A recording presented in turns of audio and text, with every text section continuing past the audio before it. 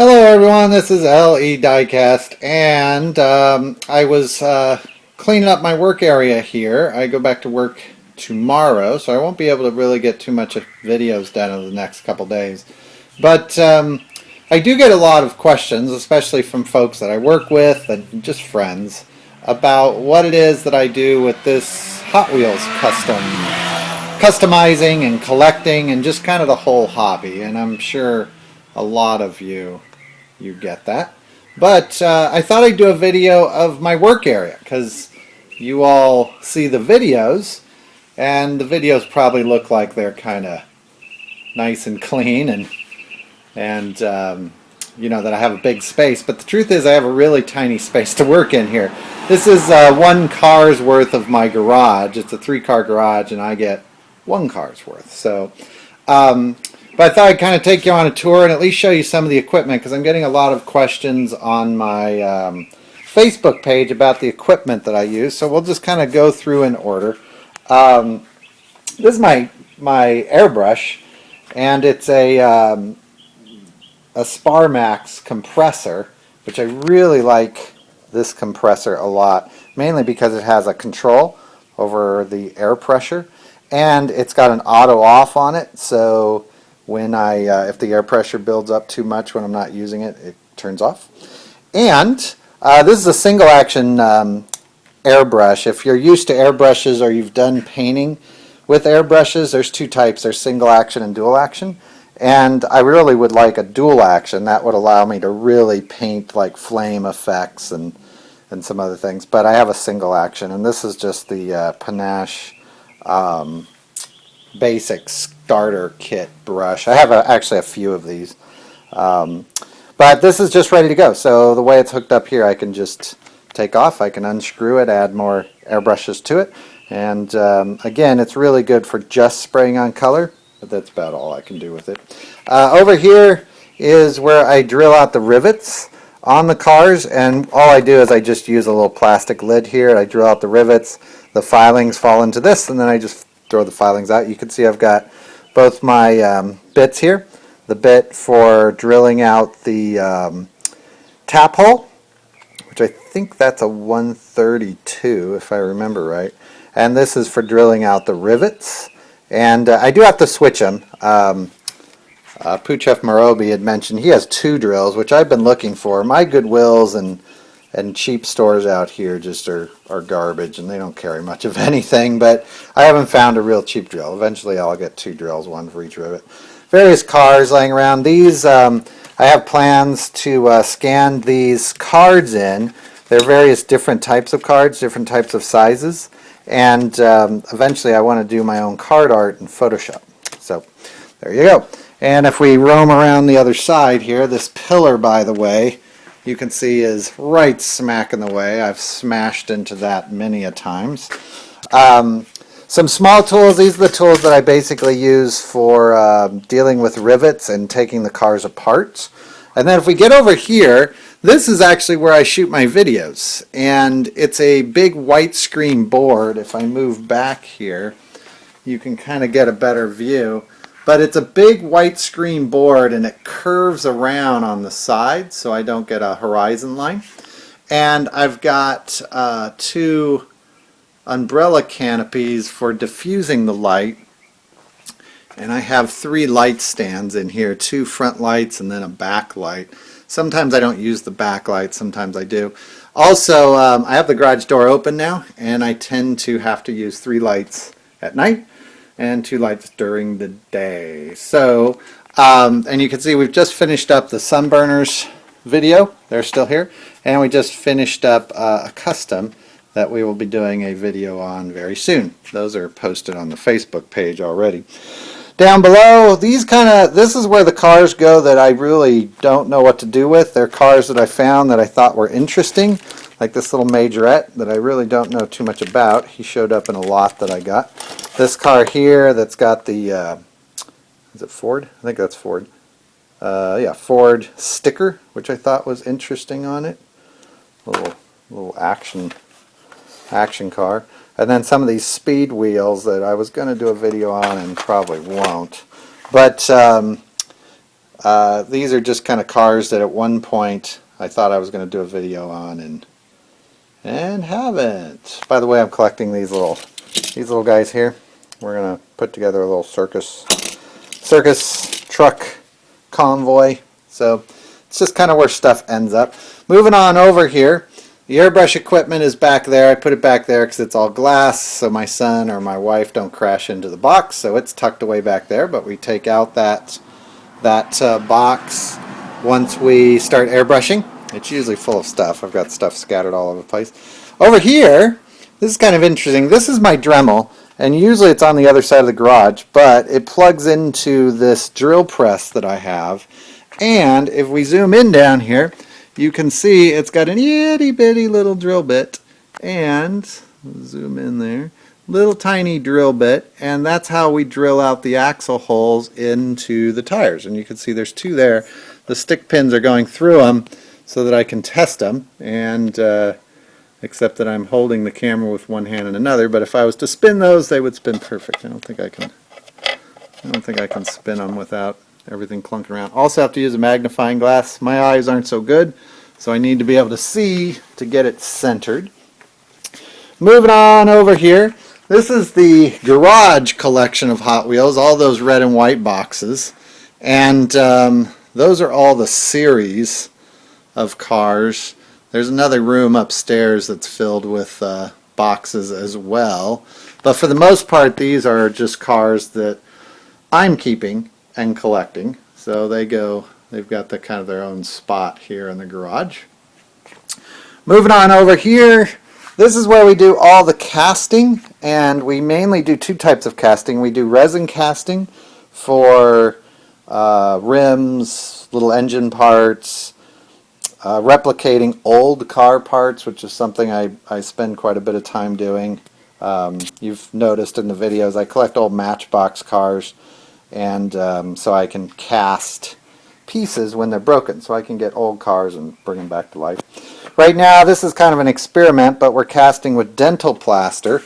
Box is right down there, showed up the other day, but we're casting with dental plaster for rubber tires. So that's the other thing that we cast. We do resin and we do rubber, and two different types of casting methods for them. And today I just finished up pouring this plaster for rubber tires. Those were the ones left over, but buried down in there are some rubber tires that we're trying to cast so that I can restore the old cars and get stuff online that's beat up and bring it back to life. These cars here, and here are all cars that we have plans for to take apart and either use parts. They're either donor cars or they are cars that we're going to do something with. You can see there's a couple of them. These are the ones that are in threes. Those are the ones that we're going to do something with and repaint. The ones here that are just by themselves, especially a lot of these little Indy cars and all, we take the wheels off of these. The old-fashioned customizer thing. Buy cars, take the wheels off. Here's some M2s. These little M2s, not that one. These little M2s here, I've been taking apart mainly to see how they're built.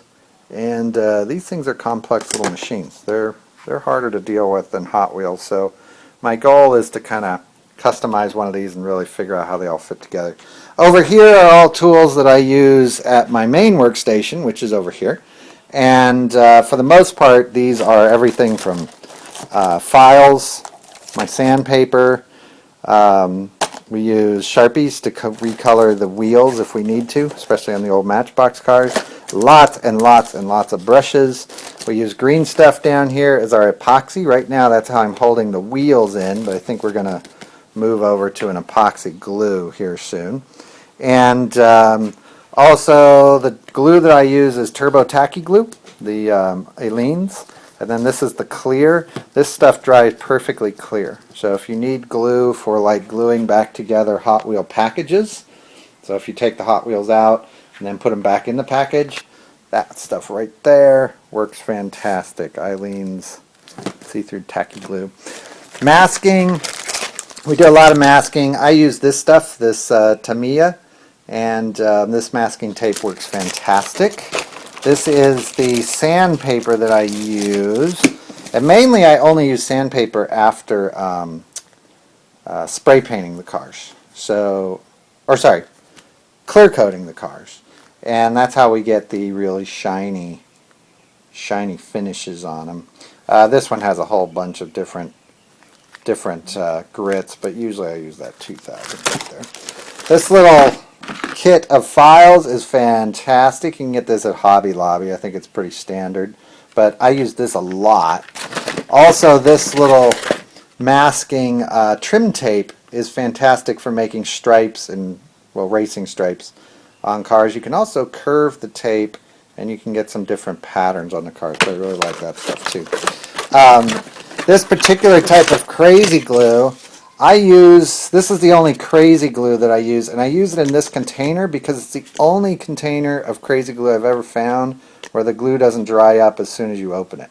And there's a little squeeze container in there with a top, and I found that the glue will stay good for really ever with that type of packaging on it. So there's that. Next over are the paints, and this is just some of the paints. These are the last paints that I was using. I use enamels and acrylics. I'm trying to switch over just to acrylics.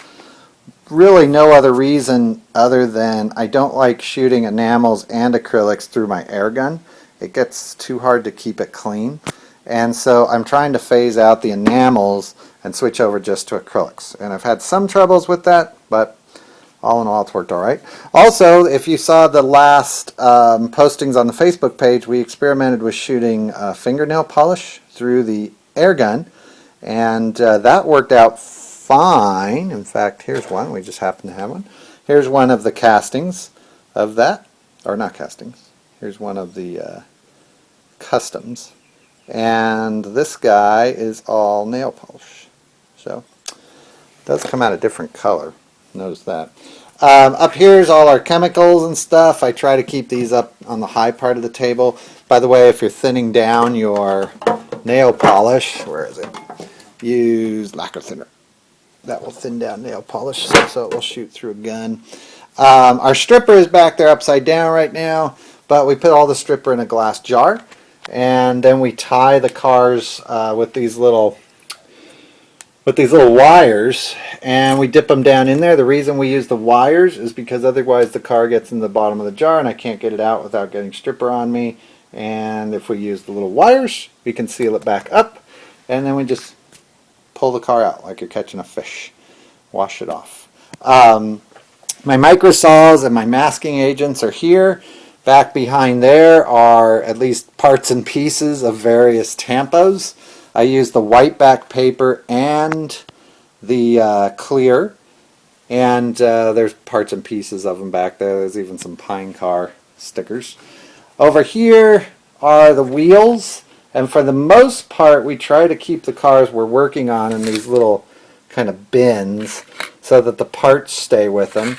Sometimes, especially after we're painting them, the cars end up kind of over here by themselves. I haven't found a real great way to keep track of everything. What I really want is a little shelf or a little kind of drawer system so all the parts and pieces for each car can go into their own area. Pins for axles are back here. We've got, as we move around, here's our rubber tires. These are tires that I've cast. These are kind of experiments, but if I can get it over here. These are, that's a real rim, if I can get it back there. And that rubber around it is our cast rubber tire. I don't know if there's a better example. We still have the overcast on them here. I haven't trimmed these. But that's a good example of a... I need an extra hand here, just a second. There we go. That's a good example of a rim that's been cast in resin. The hole was drilled, I'm looking at it here. Actually, that's a copper tube hole, which we don't do them that way anymore. And then if I was to cut this piece off here, that's a rubber tire. and it needs some trimming, but all in all, I don't know if you can see it, but it's a rubber tire.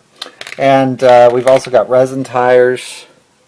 So these are the tires that we cast for when we get lots of Hot Wheels and bring them back to life, make them look good. Probably recognize that. That's an old Matchbox wheel, which was what got me into the restoration end of things, is I wanted to be able to restore all my old Matchbox cars. And you can see back in here there's various castings of these. Here we're using a different casting for that. That's a big Hot Wheels tire there. Lots of different ones back in there. And then back behind there is all the bins and tubs and things to mix stuff. I tend to just throw them back there in the box when they're clean. Over here are various cleaning agents. We've got rubbing alcohol, which I use to clean the cars after we take the paint off, before we put the clear coat on. I've got Pledge. This stuff is fantastic. If you're into customizing, you need to get this. People say they find it at Walmart. I haven't seen this in the store in a long time, but you can buy it on Amazon. And I use that stuff right there, Pledge. I use that a lot of times as my clear coat because it's just acrylic. And it works fantastic, and it's cheap, and it's super clear. It's crystal clear. But I use that a lot. And I also use it to clean up windshields. So if you put scratched up windshields in this stuff, you will be able to see through your windshields like they're glass. Oven cleaner. I haven't tried this brand. I had oh shoot, now I forgot the name of it. But oven cleaner will take off tampos from plastic. And I ran out of the last brand. I got this at the dollar store, and I was going to see if it worked the same. It may not work at all for that, but I will get the brand up that does work. Also, we've got Super Clean back here. In the video, this may look like a blue bottle. It's actually a purple bottle, and this is fantastic for taking paints off of bases when it's chrome. So it's the chrome paint on plastic. That stuff will take it right off because the paint doesn't stick to that chromy stuff very well. You can see we're in the middle of adding some tampos. Those are just various little tampo sheets there that are going to go on a car here pretty soon. Over here's my Dremel, probably the most important tool that I have in the whole garage. And you remember it's over there on that drill set right now. But usually it's over here, and I have a lot of Dremel bits, and you can tell they're in various stages here of use. But I use my Dremel all the time. There's even more down here. This little set here, which I use a lot for cleaning up castings. This little set here only costs like $4 or $5 on eBay, and it's held up really well. A lot of these sanding bits, I go through these like crazy. You can see here's an old buffing pad that's just trashed. Need to get a new one. That's over here in the trash. But I use these buffing pads a lot. Something like this on my Dremel. Oh, by the way, that's a click lock collet right there. And if you are going to use Dremel, get yourself some of those. Save you a lot of time of screwing and unscrewing. Here's a diamond coated cutting blade. I use this a lot. Cuts right through plastic. It's also a super thin blade, and the normal Dremel blades are these big thick ones, which I don't know. Here's one. These big thick blades, which I find these just chew up the car too much. I use them for sanding things down or for cutting insides of parts, but this super little tiny blade, these are kind of expensive, little diamond coated thin blades, are fantastic. They just cut through things like they're butter.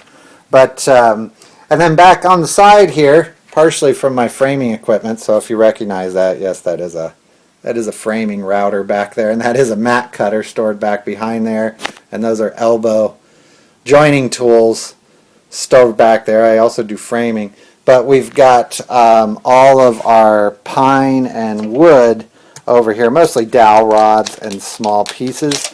If you go to the hobby store, a lot of these little dowel roddy type things, they aren't real expensive, but they're more than I want to pay. And Walmart has these really cool kind of various size pieces, which are fantastic. Their dowel rods at Walmart only cost about 50 cents each. And they're not balsa, they're pine, but I find Walmart is fantastic for this stuff. So I get a lot of these supplies at Walmart, or I buy them online at Amazon. So that's just a little tour of my little man cave here. But I thought you might want to see where the videos are coming from. I'm always complaining in the videos that I'm in a really small space, and it looks like a big space. See, here's what you guys mostly see on the videos. But it's really a pretty small space, plus I've got this big pillar in the way here as we go around it. But anyways, I hope you enjoyed that little tour around the workspace. And again, join us at the Facebook page at LA Diecast. We're